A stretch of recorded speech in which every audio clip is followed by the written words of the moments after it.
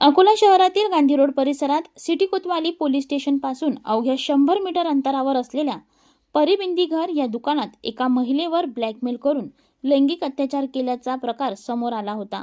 या प्रकरणी आरोपी विरुद्ध गुन्हा दाखल करण्यात आला आहे। मिळालेल्या माहितीनुसार हे दुकान गेल्या अनेक दिवसांपासून अतिक्रमित जागेत सुरू होते। यापूर्वीही येथे महिलांना ब्लॅकमेल केल्याच्या तक्रारी समोर आल्याची माहिती मिळत आहे। या पार्श्वभूमीवर महापालिका प्रशासनाने बुधवार 4 फेब्रुवारी रोजी परिबिंदी घराचे अनधिकृत बांधकाम पाडले। त्यानंतर गुरुवारी 5 फेब्रुवारी रोजी लागून असलेल्या दुसऱ्या बिंदी घराच्या अनधिकृत दुकानावरही कारवाई करण्यात आली।